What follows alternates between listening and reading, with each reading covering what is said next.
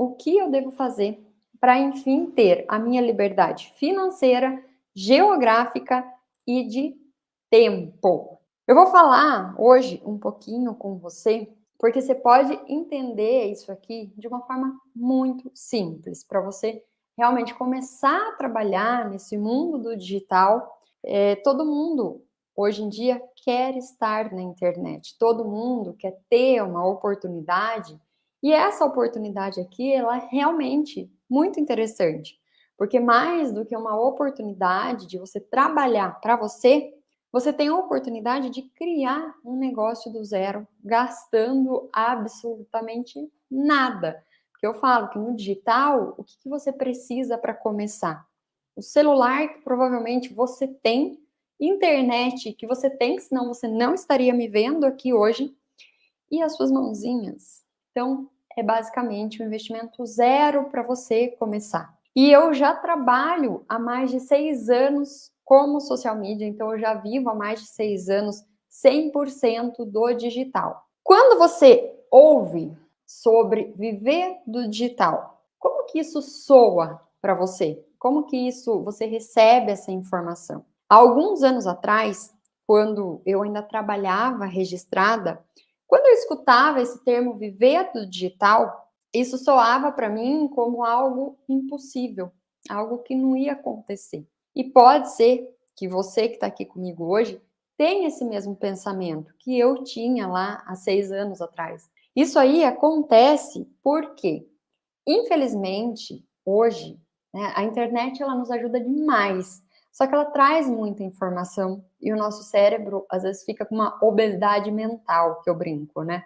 E às vezes a gente acaba achando que é um mundo que é muito distante, que a gente vê muitas pessoas ostentando no digital. A gente acha que aquilo é muito distante para a gente. Eu lembro quando eu comecei, vou até dar um exemplo aqui da minha vida, teve uma época da minha vida que eu comecei a jogar beach tênis. Então fique calma, o que essa menina vai falar, né? Já que você vai entender o que eu vou trazer aqui de exemplo nesse momento. Eu faço musculação na academia aqui da cidade e tem um professor lá que é o Flávio, e ele sempre ficava lá no meu pé. E ele estava naquela época trazendo o beach tênis aqui para a cidade de Socorro, para nossa região, enfim. E ele vivia falando para mim. O meu apelido, algumas pessoas me chamam de Pipoca, pelo fato que eu trabalhei no Hotel Fazenda por 7 anos, eu tinha esse apelido. Então, o que o Flávio fazia? Ele ficava falando para mim, Pipoca, vai lá fazer uma aula experimental de beach tênis, vai lá que você vai gostar. E o que eu fazia? Eu estava sempre enrolando, eu não ia. E por que eu não ia na aula? Aquilo me chamava atenção, mas por que eu, Diana, evitava de ir naquela aula? Porque na minha cabeça eu falava para mim mesma, eu não vou conseguir, porque quando eu estava na escola, que tinha educação física, eu era meio desajeitada, não era muito boa naquilo, imagina. Eu vou lá no beach tênis para passar vergonha? Capaz, não vou. E isso estava aqui dentro da minha mente o tempo todo. Sabe aquela voz? Você tem aquela vozinha que fica aí na sua mente falando com você? Todo mundo tem, né? Então essa voz soava isso lá na minha cabeça. E ele continuava insistindo. Todo dia que ele me via, ele falava: Ô Pipoca, vamos lá, vai jogar beach tênis, você vai gostar, é sua cara, porque vai lá e vai lá. Até que um dia, aquele ditado que diz água mole em pedra dura, tanto bate até que fura. Um dia eu falei, beleza, então eu vou. Você que tá aqui comigo, você já passou pela situação, algo do tipo, sei lá, fazer uma aula de zumba, por exemplo. Tá aqui o slide. Você já fez aula de zumba, aula de dança ou alguma coisa do tipo que você nunca fez? Eu sou a pessoa que eu vou fazer aula de zumba quando tá a galera indo para um lado, eu tô indo para o outro. Então, eu sempre ficava com medo, o povo tava lá de um lado, tava no outro. Antes de ir, o que acontece? A gente fica amedrontada, a gente fica morrendo de medo, porque ali é um mundo novo pra gente, a gente não tá acostumado com aquilo. Mas, voltando aqui para a história do beach tênis, o que aconteceu? Eu fui. E aí, nesse dia que eu fui, ele estava lá, todo paciente com os alunos. Então, ele ensinava tudo, nos mínimos detalhes. Como pegar numa raquete, os termos que se usa no beach tênis, né? Tem alguns termos técnicos, então ele ensinava tudo, as regras do jogo. E depois que acabou essa primeira aula, eu estava simplesmente apaixonada por aquele esporte. E aqui mora uma grande lição, principalmente para você que quer mudar a sua vida, que quer fazer algo diferente, só que você está sempre ouvindo as caraminholas na sua cachola. Tem até um livro que fala sobre isso. A sua cabeça, ela fica muitas vezes falando para você que você não é capaz de fazer aquilo que você realmente quer. Então a nossa cabeça, ela cria monstros na nossa vida e a gente tá lá.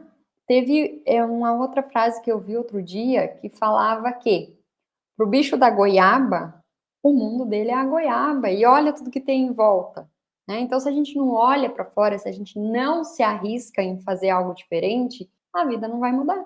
A vida ela vai continuar sempre do mesmo jeito. Os monstros que impedem você de fazer diferente, eles simplesmente moram aonde? Eles moram dentro da sua mente. Até coloquei aqui, ó, um slide para ficar mais interativo.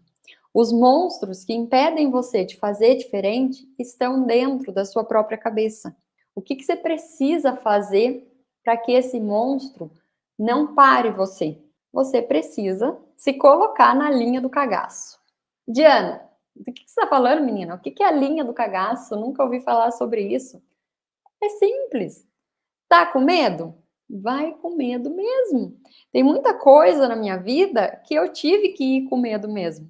Porque, infelizmente ou felizmente, não tem outro jeito. Qual que é o benefício de você fazer isso? De você ir lá com medo mesmo. Você vai se tornando uma mulher cada vez mais confiante em você mesma. Você já ficou com muito medo de fazer alguma coisa e aí você foi lá e fez, depois você parou e olhou para aquilo e falou: "Caraca, que da hora, eu consegui fazer". Isso te deixa mais confiante. Então, você tem que se colocar na linha do cagaço. Se você não se coloca na linha do cagaço, você vai viver sempre aquela vida confortável. E uma das coisas mais perigosas para nós seres humanos é estar na vida confortável. Tem uma outra frase que é a seguinte: escolhas fáceis te dão uma vida difícil.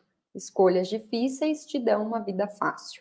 Então, nem toda escolha que a gente vai fazer vai ser fácil. E geralmente as escolhas mais difíceis são aquelas que vão te dar uma perspectiva de vida muito melhor lá na frente. Por que que eu tô falando isso? Porque se você não luta, vou até deixar grande esse slide aqui. Se você não luta pela vida que você quer, você vai ter que aceitar a vida que vier. É desse jeito, não tem erro. Se você hoje não lutar pela vida que você quer lá na frente, não vai adiantar você reclamar que você não tem dinheiro, você reclamar que o seu patrão não te paga mais, você reclamar que, ai meu Deus, infelizmente eu tenho que trabalhar das 9 às 17, eu tenho que pegar uma condução para ir para o meu trabalho, perco horas no trânsito, ou se não perde horas no trânsito, às vezes você tem uma moto para ir trabalhar, se você mora numa cidade menor e está chovendo, e você tem que ir de moto debaixo da chuva, não adianta você reclamar se você não está fazendo nada para mudar a sua vida.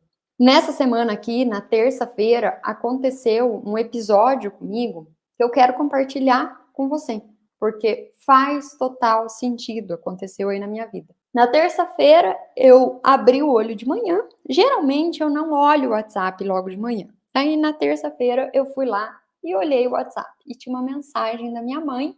E nessa mensagem estava escrito: estamos indo para o hospital. O seu pai não está bem. Cara, eu já levantei assustada da cama, já levantei com o coração acelerado, super assustada, né? Porque eu não sabia mais detalhes, o que tinha acontecido. Então, eu levantei correndo, peguei ali as minhas coisas, falei um pouquinho com meu irmão pelo WhatsApp. Aí, eu não tinha comido nada, passei e comi alguma coisa na rua. Para quem não sabe, às vezes é nova por aqui, o meu pai, ele teve AVC há uns 9, 10 anos atrás, alguma coisa assim. Na época que ele passou por isso, eu não conseguia acompanhar, não consegui estar por perto, porque naquela época eu trabalhava como CLT. Eu conseguia acompanhar por mensagem. Ver ele mesmo, às vezes, era uma vez por semana. E olhe lá, porque eu trabalhava no Hotel Fazenda, então hotel, você trabalha de segunda a segunda, aí você tem uma folga por semana, e naquela folga eu tinha que fazer as minhas coisas, e às vezes eu não conseguia ir. Então eu não podia acompanhar, porque eu estava trabalhando, eu cumpria uma carga horária e eu não podia estar lá perto deles, porque eu precisava estar no meu trabalho. Hoje eu vejo o quanto que o meu tempo, a minha presença e a atenção para minha família, elas são importantes. Como que é a sua vida hoje? Você que está aqui acompanhando essa live, reflita aí. Mas como que é a sua vida? Você tem tempo para ficar com os seus filhos, se você tem filho? Já aconteceu de você estar no trabalho e você ficar ali sabendo que o seu filho está doente na escola e você não pode sair para ir lá buscar ele, você não pode parar suas coisas para ir lá buscar ele. Ou você até pode fazer isso, só que daí o horário que você saiu, ele vai ser descontado no final do mês, ou você vai ter que fazer horas a mais para você não ter prejuízo financeiro, para aquilo não ser descontado do seu pagamento mensal. Pensa aí, é um momento para você refletir. É aquilo que eu falo sempre. A nossa vida, ela vai ser difícil. Em qualquer coisa que você esteja fazendo. Você ser funcionário vai ser difícil. Você ter o seu próprio negócio vai ser difícil. Você estar desempregada é muito difícil, mas escolha o seu difícil. Se fosse para a Diana de hoje olhar para a Diana de 6 anos atrás, se eu soubesse tudo o que ia acontecer na minha vida a partir daquele momento que eu tomei aquela decisão de que eu ia aprender essa profissão, que eu ia viver do digital, que eu ia fazer a minha rotina e tudo isso ia trazer benefício para minha família, para os meus amigos, para os meus relacionamentos. Só que quando a gente vai tomar essa decisão, a gente não sabe como que vai ser o futuro, né? A gente não sabe o que vai acontecer na nossa vida. Só que isso mudou totalmente a minha vida. E eu tô trazendo essa reflexão aqui para você pensar sobre esse assunto. Então, analisar como que está a sua vida. Porque quando você analisa a sua vida, que você vai realmente saber o que está impedindo você de começar. E é fundamental. É fundamental você ter essa clareza. Porque não vai adiantar de nada você vir aqui, você assistir uma live e você não tomar essa decisão.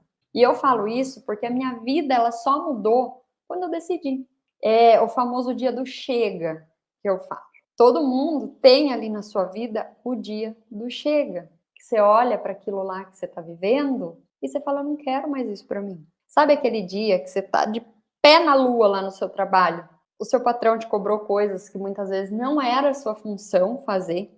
Às vezes você estava lá trabalhando, alguém da sua família precisou de você e você não pôde sair, ou se você saiu, depois você teve que repor hora. Ou aquele dia de chuva lá fora, que você teve que ir debaixo de chuva para trabalhar na empresa, porque você tem que cumprir horário. Esse pode ser o seu dia do chega. Jura que é para isso que você veio aqui nesse mundo? Eu tive o meu dia do chega e teve o meu dia do chega que eu falei, não foi para isso que eu vim aqui. Eu estou cansada disso, eu preciso fazer uma coisa diferente. E a partir do momento que você toma essa decisão, os seus mentores, eles vão chegando. Eu dei o exemplo aí do beach tênis, né? Que o Flávio sempre me chamava, que era o personal lá da academia, e eu nunca ia, porque eu tinha os meus medos. Apesar de eu achar um esporte muito bacana, muito legal, na minha cabeça, minha cabecinha aqui falava para mim que eu não era boa naquilo, que eu não ia conseguir, que eu ia passar vergonha. Mas quando eu decidi, o meu mentor estava lá para me ajudar, para realmente me auxiliar. E como você vai fazer as coisas acontecerem na sua vida? Como que você vai destravar esse medo aí que está impedindo você? E eu só tenho uma coisa para te falar. O medo, ele nunca vai passar. Não vai passar. Não adianta você falar assim, eu vou ficar no meu trabalho até eu me sentir segura para fazer alguma coisa. O medo não vai passar. Então, você precisa ir com medo mesmo. Existem alguns pilares que podem te levar e fazer você ir com medo mesmo. E eu tenho uma pergunta para você que está aqui comigo. Você já andou de bicicleta? Aí parece, né, uma pergunta até boba. Mas como que era no começo? Quando você era lá uma criancinha, petitiquinha, aprendendo a andar de bicicleta? Como que era naquele começo? Quando eu fui aprender a andar de bicicleta, eu acho que eu tinha, sei lá, uns 6 anos de idade, mais ou menos. E eu lembro que eu andava com a bicicleta de rodinha, igual tá nessa imagem que eu compartilhei aí na tela. Então eu andava com a bicicleta de rodinha.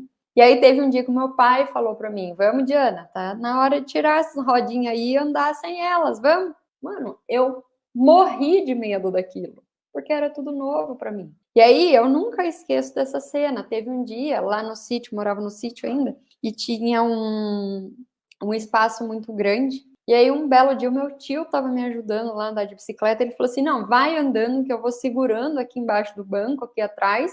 E foi falando para eu confiar nele porque ele estava lá. E aí simplesmente ele soltou o banco e eu fui andando sozinha. E hoje o que que acontece? Hoje eu ando de olhos fechados, né? A gente tem essa segurança porque fez várias vezes. Só que para a gente fazer as coisas acontecerem na nossa vida, o primeiro passo que você precisa fazer é você reconhecer onde é que você precisa mudar. O mesmo exemplo da bicicleta serve para um exemplo se você dirige. Quando você foi tirar carta, você estava ali aprendendo a dirigir uma moto, dirigir um carro. É a mesma coisa. No começo, eu lembro até hoje, quando eu fui tirar carta, por exemplo, eu fui fazer a baliza e depois da prova da baliza, a minha perna estava extremamente dolorida, porque eu estava nervosa, porque eu estava com medo. Fica lá o moço que é responsável por te aprovar ou não, te olhando. Então aquilo dá muito medo. E hoje, dirijo praticamente de olhos fechados. Então, a minha pergunta para você é essa daqui. Quais são as rodinhas que você precisa tirar da sua vida, usando aí o exemplo da bicicleta, para que a sua vida realmente aconteça, que você realmente alcance essa liberdade que você tanto ouve falar? Então, é sobre isso essa reflexão aqui hoje. Quando você era criança, chegou um momento que você precisou tirar as rodinhas da bicicleta para você andar sozinha sem elas. Então, na sua vida, quais são as rodinhas que você precisa tirar, que às vezes você acha que aquilo está te ajudando e não, na verdade, aquilo está atrapalhando o seu crescimento?